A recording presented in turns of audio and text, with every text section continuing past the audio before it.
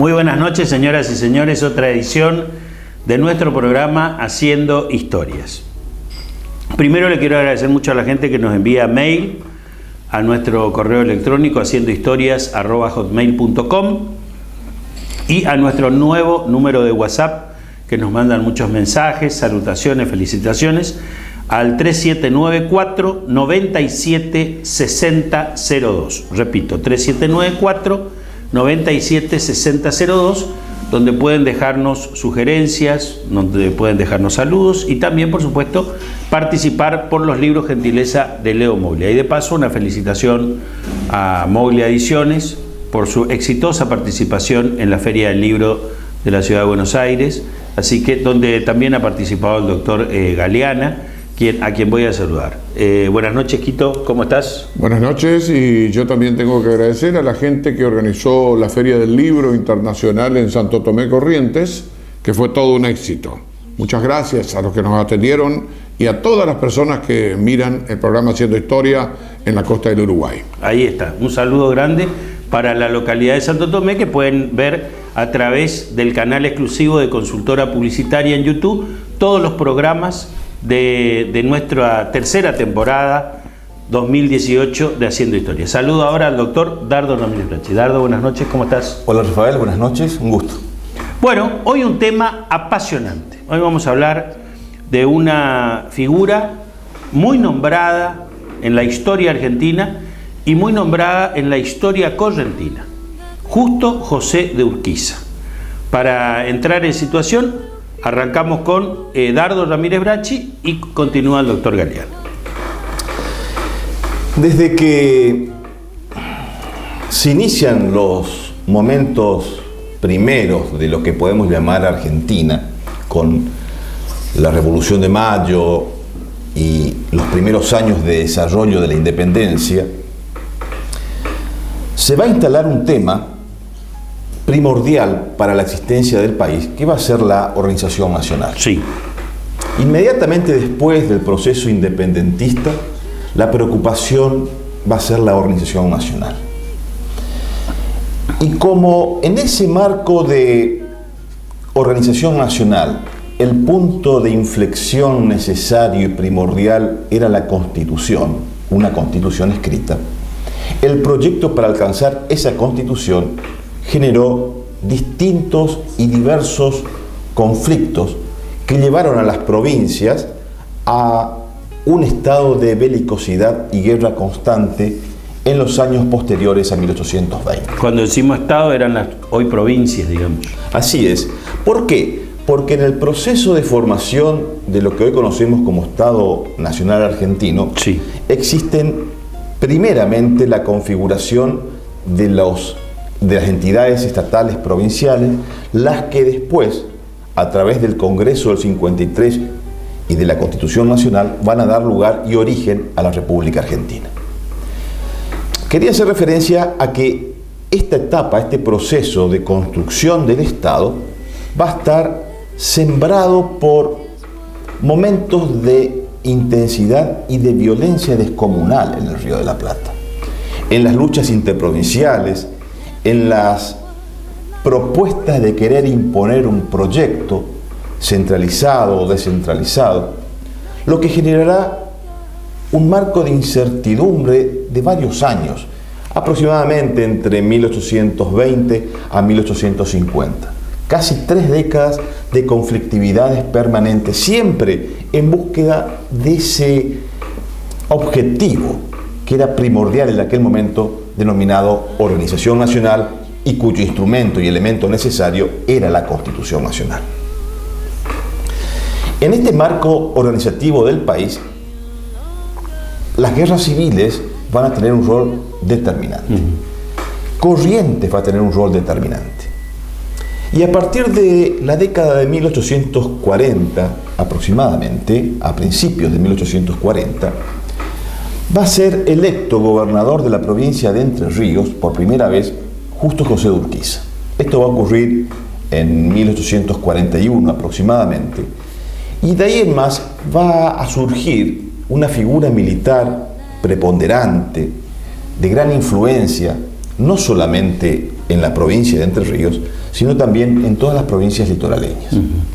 Debemos recordar que en aquel momento, previo a la Constitución del 53, el Río de la Plata estaba fuertemente influenciado por la figura del gobernador de la provincia de Buenos Aires, Juan Manuel de Rosas.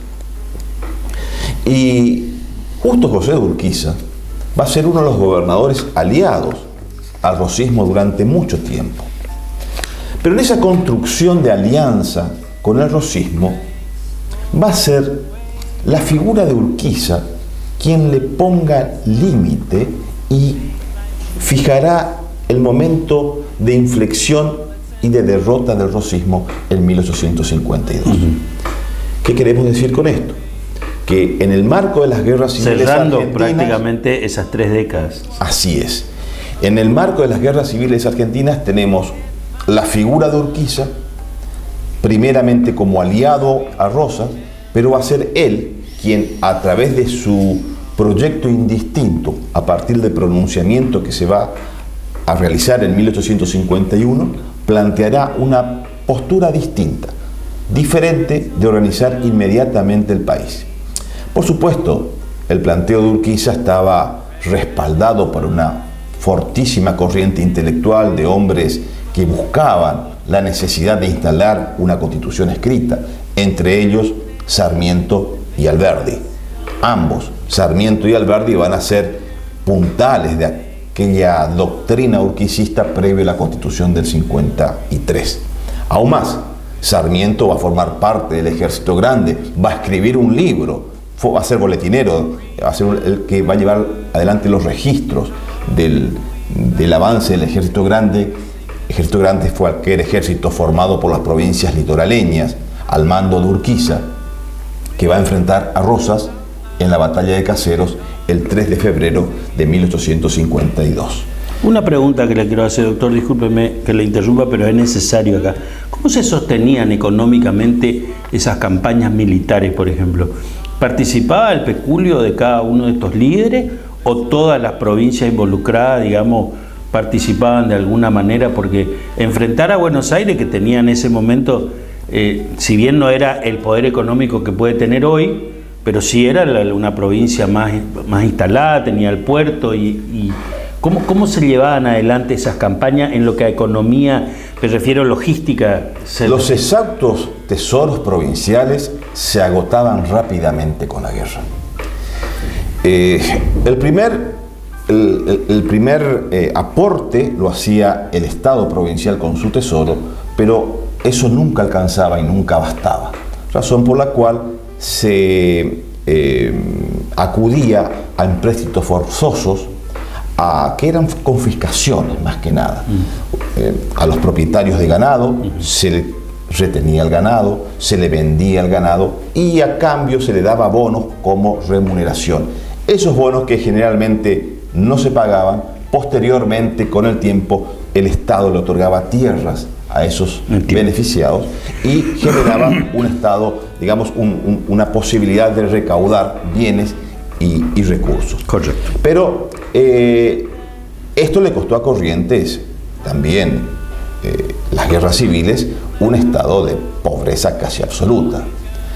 No olvidemos que desde 1839, con el alzamiento de Genaro Verón de Estrada y la tragedia de Pago Largo, hasta Caseros, van a ser casi 20 años de lucha constante y permanente, donde la provincia de Corrientes levantó 5 ejércitos, pero no 5 ejércitos circunstanciales, 5 ejércitos de miles de hombres, con campañas, con objetivos militares muy precisos, y que le ha costado no solamente la economía esencial de la provincia, sino le ha costado miles de vidas de sus propios hijos provinciales.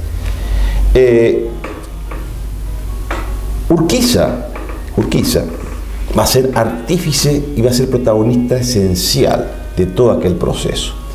Primeramente, insisto, porque esto es importante, ver las dos figuras de Urquiza. La del Urquiza vinculado a Rosas, del Urquiza que ocupa la provincia de Corrientes en Pago Largo, Urquiza que va a ser tomado y tildado como uno de los gestores de las persecuciones y de los asesinatos posteriores a la batalla de Pago Largo. Urquiza como referente de la prepotencia y de implementar una política digamos, de privilegios en donde Entre Ríos se sintió favorecida. Pero después va a haber otro Urquiza. Urquiza que tal vez, no sé si llamarlo un Urquiza más maduro, pero un Urquiza en donde trató de priorizar la organización del país a través de la Constitución y a través de los pactos preexistentes. Y en ese rol de Urquiza posterior a su pronunciamiento en 1851 va a tener una personalidad distinta, y desde el año 51 hasta el 70, esos próximos 20 años, va a ser puntal determinante, no solamente para la construcción constitucional del país, sino también para la organización posterior hasta su muerte en 1870. Una figura indiscutible, un hombre de un carácter y de una estrategia política y militar. Justo José Urquiza. Quito Galeano, doctor. Bueno, Urquiza, como bien dice Dardo, tiene varias facetas. Era el representante magnífico del feudalismo. Era el señor feudal, el hombre sobre el cual recaían bajo su voluntad fortunas, vidas y destinos. Urquiza era el dueño. Era la ley, el Estado, todo. Era la ley, era el Estado, era quien disponía, quien vivía y quien moría en la provincia de Entre Ríos. Era un exitoso comerciante que, de orígenes casi humildes, va a forjar una inmensa fortuna. Una inmensa fortuna. Un comerciante que tenía barcos, pero era un comerciante diferente a Rosas. Si bien era un lacayo de Rosas, un perro, un sabueso de Rosas, que era un tirano, un autoritario y un sanguinario, Urquiza no le iba muy lejos de esa sombra. Y este hombre se desarrolla en Entre Ríos una política casi diferente. Los amigos de Urquiza crecían económicamente, distribuía tierras, como ocurría en casi todas las provincias manejadas por caudillos. Pero apuntaba también, por ejemplo, a la creación de establecimientos educacionales, como va a ser el caso del emblemático Colegio de Concepción del Uruguay, creado por la masonería argentina, en Concepción del Uruguay, antiguo arroyo de la China, lugar de José Gervasio Artigas, y instalaba avances tecnológicos como por ejemplo el gas para la luz, caminos. Tenía otra visión de la que tenía Buenos Aires. Urquiza tenía una visión de progreso. Se manejaba con cierta y limitada libertad con sus puertos sobre el río Uruguay. Sobre el río Uruguay él manejaba casi todo el comercio con el Uruguay y con el Brasil.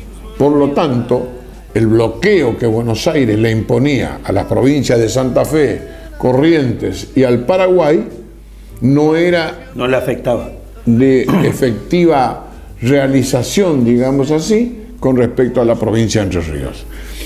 Y digo feudalismo porque una de las características de Urquiza era la utilización del derecho de la pernada. El derecho de la pernada significaba que la mujer que estaba en edad de casarse y antes de casarse debía pasar la noche con el señor general, gobernador, capitán, propietario eterno, porque no lo elegía nadie, Es decir, él no era corriente que tenía periodos constitucionales de gobierno, No era Corrientes que se regía por la ley, simplemente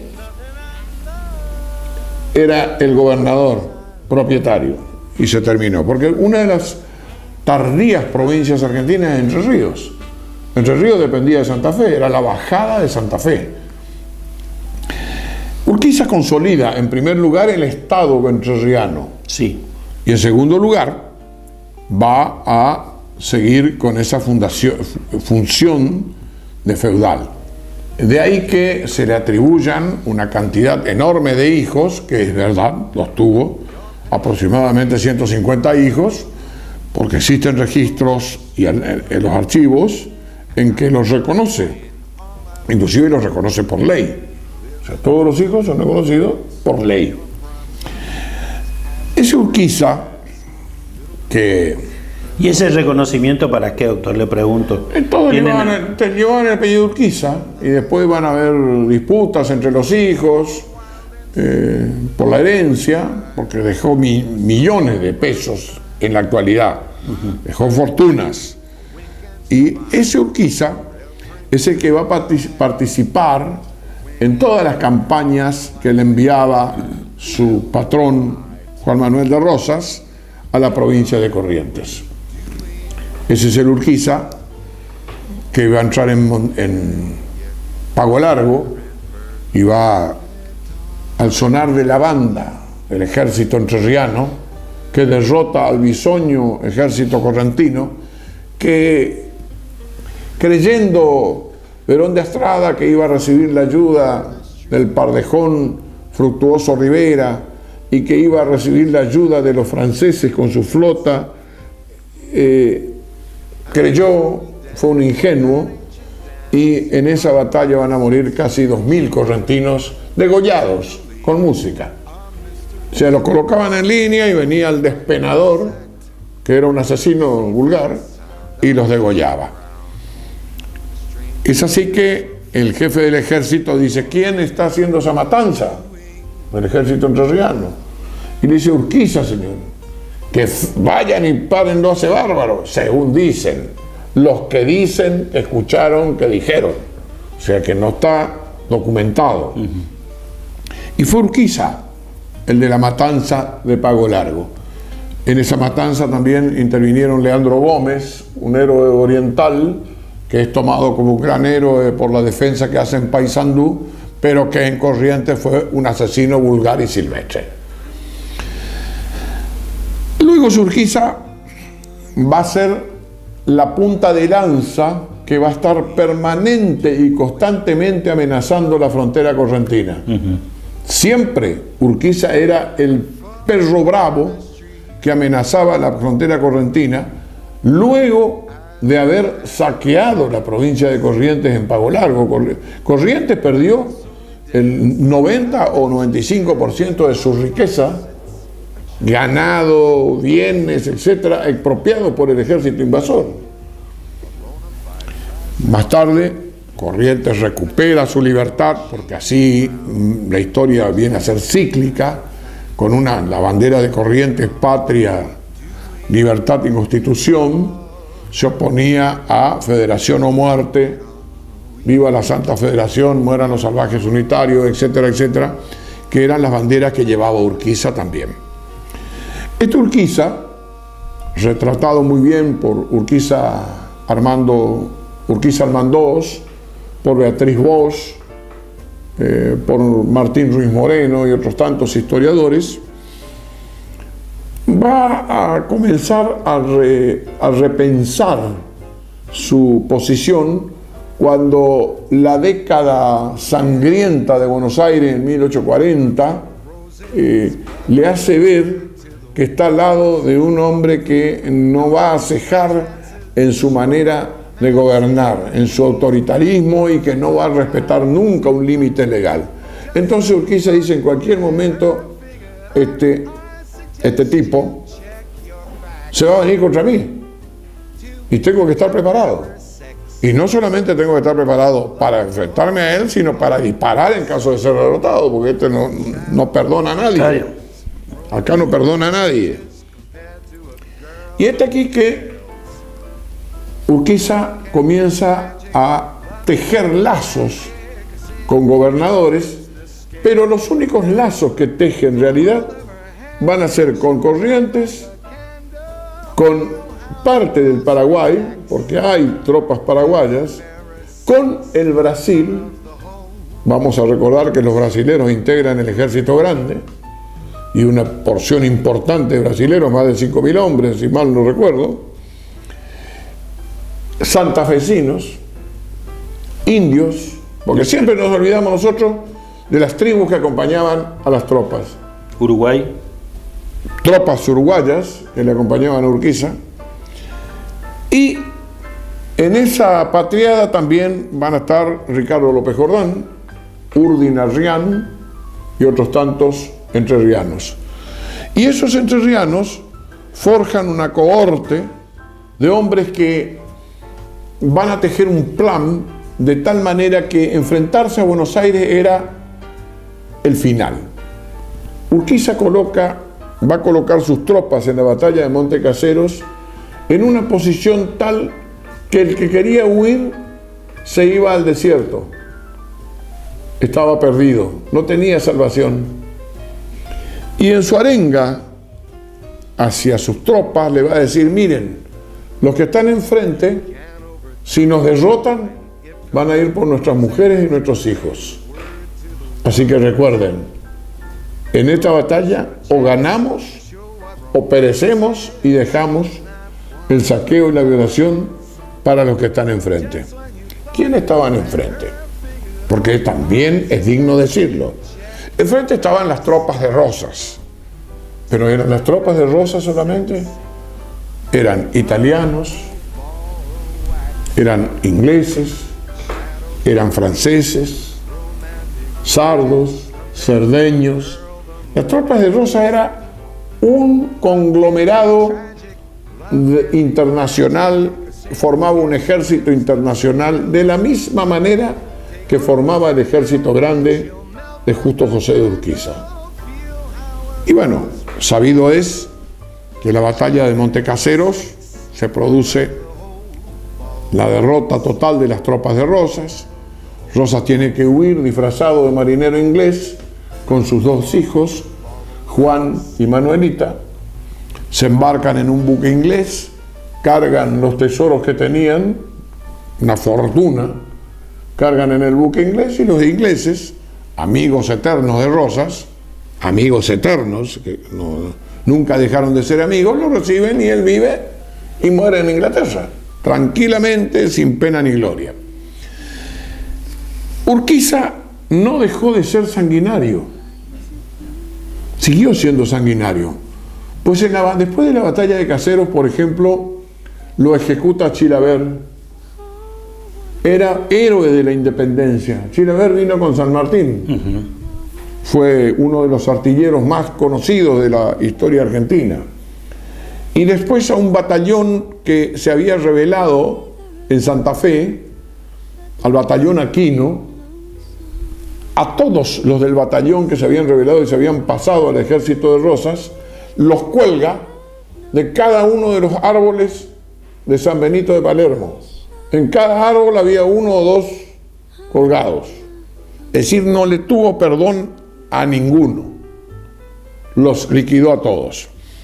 Esa faz terrorífica de Urquiza va a dar un vuelco en cuanto a su personalidad, va a cambiar y después nos va a mostrar a un Urquiza que se va a comportar correctamente porque tuvo una visión profética. Él dijo: bueno, le hemos derrotado al dueño de la estancia más grande, porque él no tenía nada que envidiarle al dueño de la estancia. Ahora tenemos que ver qué hacemos con las otras provincias fundadoras. Recordemos que eran 14 las provincias fundadoras. Y había dos opciones. Una, declararles la guerra a los caudillos que gobernaban sus provincias. Otra, decirle: bueno, vamos a hacer una constitución y vamos a invitarle. De esa manera, ese gran pensamiento que nace en el protocolo de Palermo, donde, como bien apunta Dardo Ramírez Bracci, se rescatan los pactos preexistentes de la Constitución Nacional, fundamentalmente el del 4 de enero de 1831, que nunca se cumplió, ahí empezó a cumplirse, y se va a convocar a una convención constituyente para organizar el país. Pero antes de eso, había que firmar la paz. Y para firmar la paz, se llega al extraordinario Acuerdo San Nicolás de los Arroyos, donde deben participar los gobernadores. No deben participar Los caudillos. los representantes del gobernador, el ministro. No. Que vengan los gobernadores a comprometerse acá. Vamos a firmar todos un acuerdo. Ese Acuerdo San Nicolás es la base de la Constitución Nacional, es el tratado de paz entre las provincias fundadoras y es la base fundamental y extraordinaria de lo que va a ser la Constitución Nacional para el futuro, lo que va a ser nuestra carta limitativa de los poderes totalitarios, autoritarios, etc. Va a ser el comienzo de otra etapa de la historia argentina, de una guerra civil que va a durar justamente desde el rechazo por la legislatura porteña del Acuerdo San Nicolás, la no aceptación de los términos que imponen los gobernadores de la provincia, como toda la historia argentina hasta hoy, ¿no? Los gobernadores de la provincia argentina chillan, cantan, lloran, etcétera, etcétera, y allá en Buenos Aires se reúnen y dicen, no, nosotros no nos importa lo que le pase a ustedes, nosotros acá decidimos lo que pasa en el país, y así sucedió. Buenos Aires se separa de la Confederación Argentina, crea la provincia rebelde, la provincia punzó, la provincia segregada. Por eso el artículo 121 de la Constitución Nacional actual, 101, antes de la reforma de 1860, va a disponer que hay derechos reservados por las provincias al tiempo de su incorporación. Se refiere única y exclusivamente, de acuerdo a tratados interprovinciales, se refiere al Pacto de San José de Flores precisamente, se refiere a la provincia de Buenos Aires, que es la única que tiene derechos reservados al tiempo de su incorporación. Las provincias nuevas, las que se van a nacer después en el siglo XX, no tienen nada que ver con esa reserva de derechos. Son territorios nacionales que se convierten en provincia por ley. Y comienza otra etapa de guerra civil. Otra vez el país se va a ver ensangrentado en una guerra civil que va a durar desde el rechazo, 1852, hasta 1859, en que caen derrotadas las tropas porteñas en la batalla de Cepeda, y va a dar consecuencia a la Convención Constituyente Provincial, la Constitución Constituyente Nacional en Santa Fe y la reforma de 1860, para culminar con la batalla de Pavón, en que las provincias interiores, nuevamente los 13 ranchos, los 13 territorios pobres, los 13 estados marginados desde entonces hasta hoy, quedan aislados del gran centro comercial, el gran centro de poder que es Buenos Aires, que sigue siendo Buenos Aires y será Buenos Aires. Apasionante nuestra historia, ¿no? Forjada por hombres, algunos con una visión preclara y sobre todo por este heroísmo que tenían estos hombres con una idea, formar lo que hoy es la República Argentina. Nos vamos al corte y ya volvemos.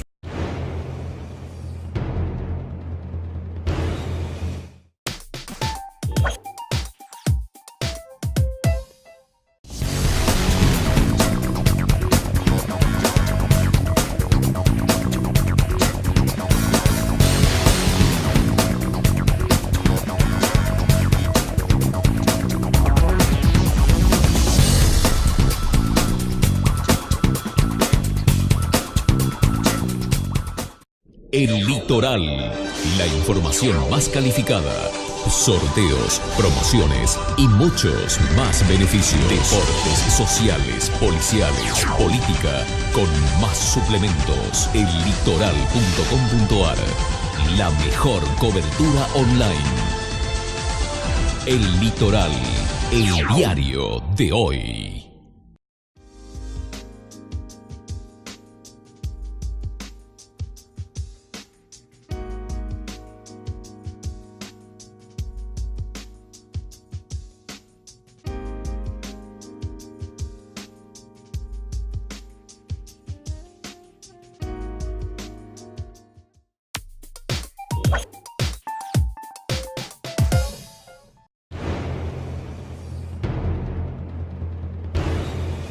Continuamos en este apasionante programa dedicado a Justo José de Urquiza. Seguimos, doctor Dardo Ramírez Bracci. Como decíamos en el transcurso del programa, hay un punto de inflexión en todo este proceso organizativo del país y en las luchas civiles de Argentina, que es la batalla de Caseros. Batalla de Caseros, donde se impone el proyecto de Urquiza ante el proyecto de Rosas. Pero Urquiza, en esta batalla, va a tener el rol protagónico en lo militar, pero va a ser el trampolín que lo impulse al tablero de la política del Río de la Plata. Va a ser el hombre fuerte, va a ser el representante y el referente de todas las provincias. Va a ser la figura que signifique y se lo asocie con la organización nacional. Pero esta figura de Urquiza no va a tener una consecuencia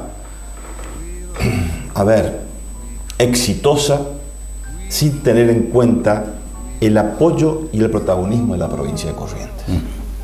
A pesar de que los resquemores, los celos y los recuerdos constantes de la provincia de Corrientes para con Urquiza no eran los mejores, porque estaba todavía fresco la memoria de los campos de Pago Largo. Pero indefectiblemente Corrientes sabía que para organizar al país Rosas no debía estar más. Entonces se levanta este último ejército, este quinto ejército libertador, en donde Corrientes, con todo su esfuerzo económico, financiero y militar, va a organizar y va a colaborar con Urquiza y va a entregar todo lo que tenga en sí para llevar adelante esta empresa del ejército grande.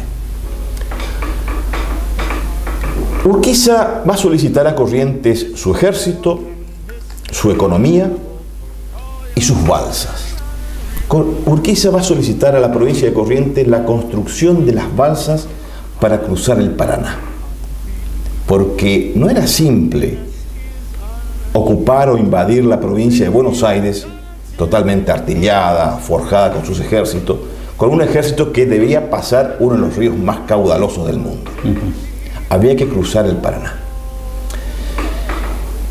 Y había que hacerlo de diversas maneras, por diversos lugares, pero el comando militar decidió que hacerlo todo conjuntamente en el verano de 1852, y el rol de Corrientes va a ser determinante. Las balsas, gran cantidad de balsas, lo hizo Corrientes para que pasasen los víveres, pasasen los soldados y pasasen los animales. En la noche anterior al cruce del río, y esto lo cuenta en sus memorias Pampín, hay una anécdota muy ilustrativa de la relación y el vínculo entre los correntinos y Urquiza. Urquiza decide que al otro día, al amanecer, debían cruzar los batallones entrerrianos en las balsas que se construyeron en Corrientes. Razón por la cual Virasoro, que formaba parte del comando militar del ejército grande, le dice a Urquiza que las balsas son correntinas y deben cruzar el ejército correntino. Razón por la cual se generó un entredicho en esas últimas decisiones y la figura y la prepotencia urquicista se impuso, razón por la cual las balsas que vinieron río abajo cruzaron o iban a cruzar al otro día el ejército entrerriano. Por supuesto, esto no quedó conforme Virasoro e hizo esa misma noche alistar a los batallones correntinos, más de 5.000 hombres, más de 20.000 caballos, los llevó a unos kilómetros del campamento y durante la noche, a la madrugada, los correntinos y más de 20.000 caballos cruzaron a nado el río Paraná. Cuenta Pampín en sus registros que en esa madrugada el cruce de los 20.000 caballos, el ronquido de los caballos y su respiración al nadar y al cruzar el Paraná era como un gran cardumen que se escuchaba sordo, agudo. Y al otro día, los 20.000 caballos y los correntinos lo esperaron a Urquiza y a sus batallones que cruzaron el Paraná del otro lado de la orilla, en filas y formados. Urquiza cruza con las balsas correntinas y los correntinos cruzaron nadando durante la madrugada y lo esperaron a Urquiza del otro lado en la provincia de Buenos Aires. Qué epopeya, ¿no? Porque se habrán perdido algunos caballos. Pero desde luego, además, el cruce del Paraná a nado es una cuestión apoteótica. No solamente porque el cruce no solamente se hacía a nado, se hacía a nado caballo y soldado, caballo y hombre. El hombre se colgaba del caballo y el caballo nadaba y cruzaban. Y cruzar el Paraná no era cruzar cualquier río. Pero qué bárbaro. Y así fue. Y esto lo cuenta casi textualmente Pampín en sus memorias. Y lo que él rescataba y sonaba que el ejército grande escuchaba los ronquidos de los caballos, las respiraciones agudas que al cruzar y durante nadar en ese periodo, la respiración de los 20.000 caballos hacían como un gran trueno en esa noche. Y decíamos que esta cuestión de Caseros es determinante.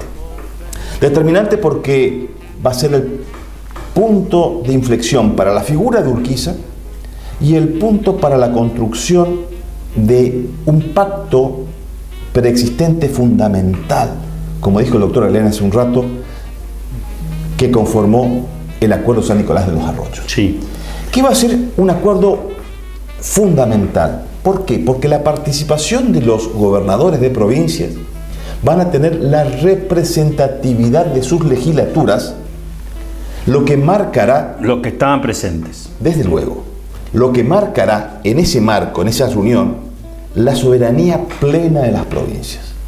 Las provincias en sus plenas facultades firmaron ese acuerdo y fijaron algunas cuestiones a resolver complejas, pero fueron determinantes en aquel momento. Primero, la convocatoria del Congreso en Santa Fe, la reglamentación de ese Congreso, sí, el otorgamiento a el propio Urquiza del manejo de la jefatura de todas las fuerzas militares y la organización del futuro Congreso, como decíamos, que se iba a hacer en Santa Fe.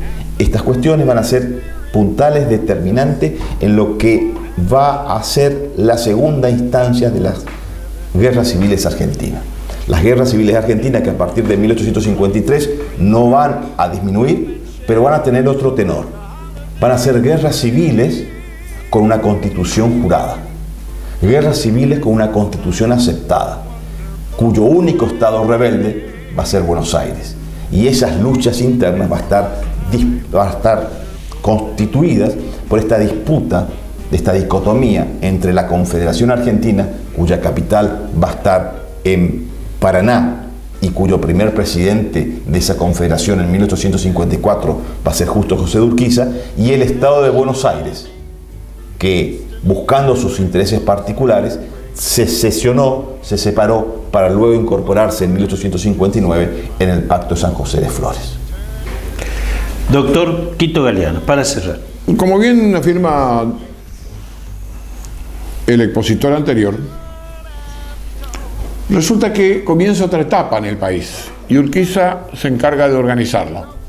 Pero ni bien se produce la aceptación del Acuerdo San Nicolás, los gobernadores aliados a Urquiza van a verse sorprendidos por un acto de traición total, que es la provincia de Buenos Aires, que compra la flota de la Confederación Argentina al almirante Cook, que era el jefe de la flota de la Confederación Argentina, le compra los barcos con la tripulación y con el armamento. La Confederación queda sin flota. El dominio de los ríos lo tenía el Estado rebelde de Buenos Aires. Vale decir que los soldados entrerrianos y los entrerrianos deben retirarse a su provincia, los provincianos deben volver a sus tierras y queda un ejército sitiador. Ese ejército sitiador va a rodear Buenos Aires, va a amenazar al mando de Hilario Lagos. También estaba el general Juan Madariaga, que se pasa a las tropas porteñas.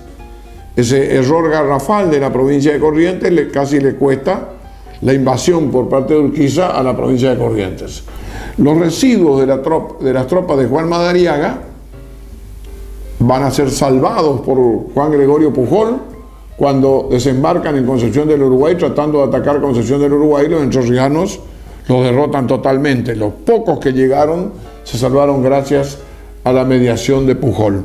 Buenos Aires dictó su propia constitución, Urquiza federaliza la ciudad de Paraná, luego federaliza la provincia de Entre Ríos y se declara capital de la Confederación Argentina Provisoria. Entre tanto, Buenos Aires siga segregada. La guerra con la Confederación tiene diversos ribetes. Por ejemplo, la guerra de los derechos diferenciales. Todo producto que entraba por la ciudad de Buenos Aires pagaba un impuesto, pero si pasaba de la provincia de Buenos Aires a la Confederación debía pagar 3 veces. Si el producto entraba directamente a los puertos de la Confederación, Santa Fe, Corrientes, Paraná, etcétera, esos productos lógicamente no pagaban la tasa si venían de la provincia de Buenos Aires. Pagaban 4 veces más si venían de la provincia de Buenos Aires, pagaban 1 si entraban directamente por los puertos. Esa guerra económica no le resultó a la Confederación debido a que la Confederación no puede resistir económicamente y poco a poco se va debilitando, lo que obliga nuevamente a Urquiza a armar su ejército, volver a Buenos Aires a atacar a la ciudad de Buenos Aires y los derrota en la batalla de Cepeda, totalmente en la batalla de Cepeda. ¿Urquiza era un estratega militar? ¿Era un buen estratega? Era buen estratega militar y tenía grandes generales.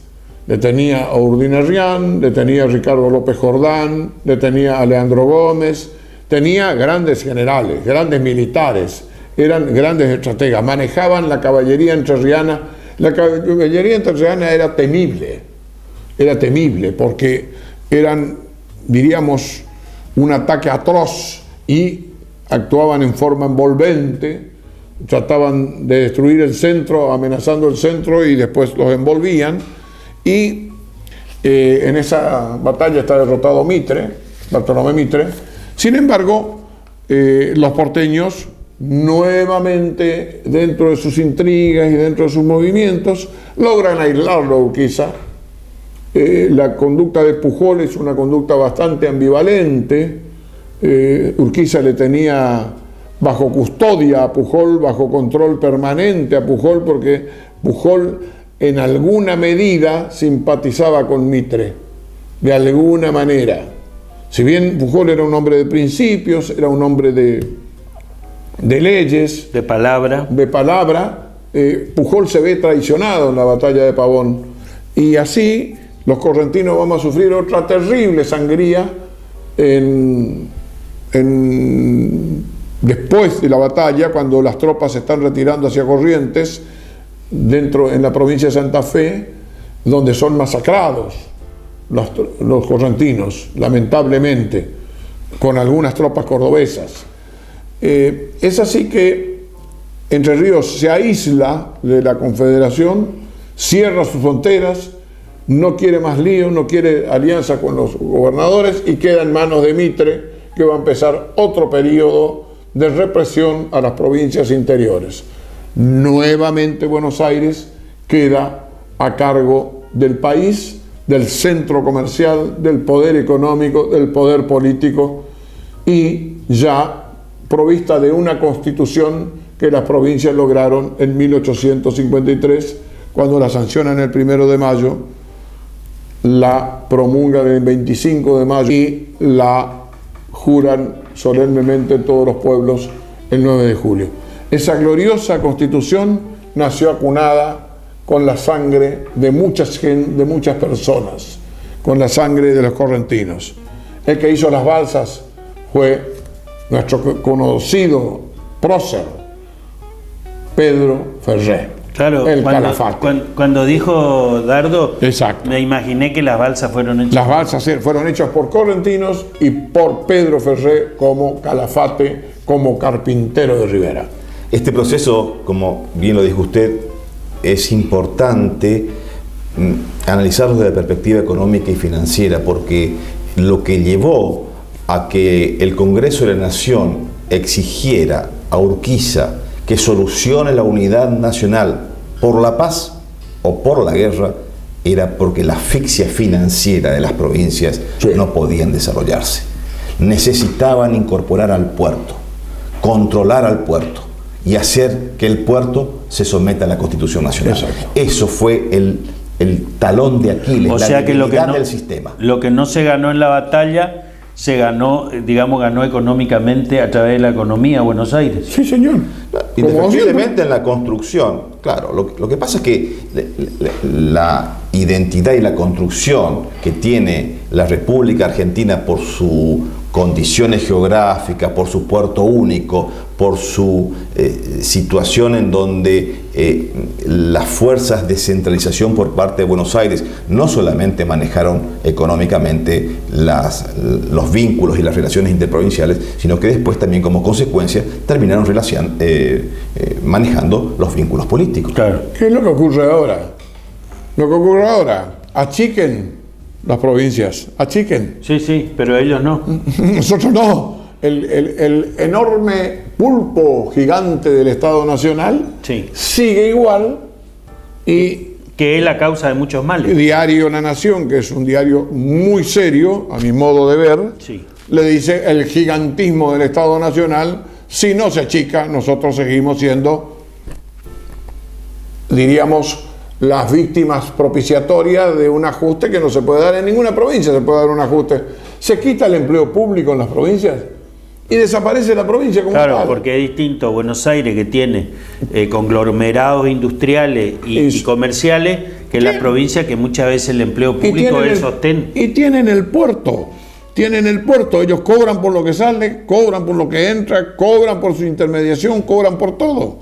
Vale decir, un cálculo que hizo Nadine Argañarás, uno de los economistas más conocidos, dice que entre los subsidios que recibe la provincia de Buenos Aires y la Cava, está el 90% del déficit fiscal nacional.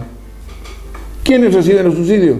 Los grandes empresarios, los grandes comerciantes de este país, todos reciben subsidios. ¿Quiénes son los que más se benefician con los subsidios? Son los correntinos, somos 1 millón. Los chaqueños, otro 1 millón. Los formoseños, otro 1 millón. 20 millones de personas en ese lugar son los que recibían los subsidios. Pagaban 2 pesos de luz, 3 pesos de agua, mientras nosotros ya estábamos pagando 1.000. Y ahora cuando aumentan las tarifas, nosotros pagamos 70 veces más y ellos siguen pagando 800, 400 pesos, 500 pesos. Vale decir, lo que relatamos de Urquiza y la provincia de Buenos Aires es lo que hoy estamos viviendo en la Argentina. El problema irresuelto, la distribución de los recursos. Exacto. Aquella cuestión que va a surgir con el federalismo argentino en sus primeros momentos, aquella discusión que la va a tener claramente dispuesta Pedro Ferré, no ha sido resuelta. Exacto. ¿Cuál es el análisis central? La distribución de esos recursos dentro del federalismo. 75% de la coparticipación federal queda para la nación. Queda para la nación. Lo demás se distribuye en la provincia a cuentagotas. A ver, vos sos mi amigo, te doy, a vos no, a vos sí, etcétera, etcétera. O sea que seguimos en un estado invertebrado, en un estado injusto. Producimos, creo que el 30 o 35% de la energía del país y no tenemos energía. La vemos pasar. Y no solamente le vamos a pasar, no hay una política nacional que diga vamos a desarrollar la energía solar, vamos a desarrollar la energía eólica, vamos a desarrollar la energía hídrica. nos quedamos, tenemos Yacyretá y ya está. No, tienen que haber otras represas, no solamente otras represas, tienen que haber molinos adecuados a los vientos de esta zona por todo el territorio nacional, como hay en Uruguay, como hay en Brasil, como hay en todas las partes del mundo. Sí. Tienen que haber paneles solares, industria de paneles solares. Y a ver, vamos a sacar $1.000 millones de dólares, que los perdemos haciendo una timba financiera, en Buenos Aires, por supuesto, en Buenos Aires, y vamos a sacar $1.000 millones de dólares y vamos a crear, qué sé yo, 500 escuelas industriales, vamos a fabricar paneles solares. Y vamos, no solamente van a bajar los costos, que sean de calidad, que controlemos nuestra industria, que estén instalados en diversas provincias para que se desarrollen las provincias, generen trabajo y generen progreso. Y de esa manera podemos salir adelante, pero no, seguimos pensando a ver cómo vamos a poner el dólar, cómo vamos a poner el peso, cómo vamos a manejar el Banco Central, y no producimos nada. Somos Lo que pasa un es que país se ha perdido, Quito, el valor del pensamiento, el valor de, digamos, de pensar este país con grandeza. Estamos viviendo en la inmediatez. Estamos como la familia que no tiene para pagar la boleta de luz mañana, y nosotros le pedimos que piense en función de la comunidad del barrio. Esa familia piensa que mañana no tiene el dinero para pagar, ¿sí? Entonces vive en la inmediatez. Yo veo que estos hombres que formaron parte de nuestra historia y que forjaron lo que hoy es la República Argentina, eran pensadores que estaban más allá de lo cotidiano, digamos, pensaban en grande, y esa grandeza para mí en la Argentina ha desaparecido. Es lógico, nosotros pensamos en hacer, en construir, en desarrollar, como vamos a ver en la generación del 80, escuelas, industrias, ferrocarriles, caminos, barcos, comercio exterior, desarrollo de la industria agrícola ganadera. Todo se pensaba, pero nos quedamos con la agrícola ganadera. Somos productores primarios, no sabemos fabricar nada a partir de. Entonces, cultivamos soja, importamos soja, qué grande, entran millones de dólares. Y lo mismo pasaba. Nosotros, la Confederación se murió de hambre porque no tuvo un proceso de industrialización como quería Ferré, no hubo un desarrollo educativo como correspondía, etcétera, etcétera, que va a tener que esperar la generación del 80. Ahora, ¿dónde estamos ajustando? A la educación. Vamos a restringir la educación, vamos a ponerle freno a la educación, cuando la educación es el único camino para el desarrollo y para el crecimiento de un país. Sin educación, un país no crece de ninguna manera. Se han perdido y se han deteriorado muchos factores, creo, en la Argentina como Estado, cuando estábamos viendo esta evolución de 2 siglos. Se deterioró el respeto a la ley. Sí. Hoy hay un desprecio hacia la ley, hacia el cumplimiento de la ley. Hay un desprecio a la política del mayor esfuerzo. Hoy cuando se lleva adelante los esfuerzos mínimos, las personas tratan de esforzarse lo mínimo posible para tener mayores resultados. Y les aseguro que la República Argentina no se hizo con esos valores. Se hizo con los valores de la intensidad de aportar el mayor esfuerzo, no la política del menor esfuerzo. La política del mayor esfuerzo con el respeto a las instituciones y a la ley. Entonces, trabajo más respeto a la ley indefectiblemente dieron lugar y espacio a un Estado que verdaderamente era sólido y generaba alternativas para educación, para salud, para ayuda social. Pero fue un Estado que se construyó, que se ideó en 2 aspectos. En el respeto a la ley, que los ciudadanos respetaban la ley. Y respetar la ley significa preservar nuestros derechos y hacer cumplir nuestras obligaciones, y cumplir nuestras obligaciones. Y el otro aspecto, como digo, que sumando a esto anterior, viene a generar un deterioro, que es la implementación o el fomento de una política del menor esfuerzo. La Argentina, apartada de la ley, Carlos Nino, Manossi, la Argentina con anomia legal, y todos decimos lo mismo, porque todos le pedimos al Estado, y debemos recordar que el Estado, el poder, somos nosotros. Somos nosotros. El que se cuelga de la red eléctrica, el que conecta el caño sin pasar por el medidor, le está perjudicando a todos. Exactamente. Sencillo.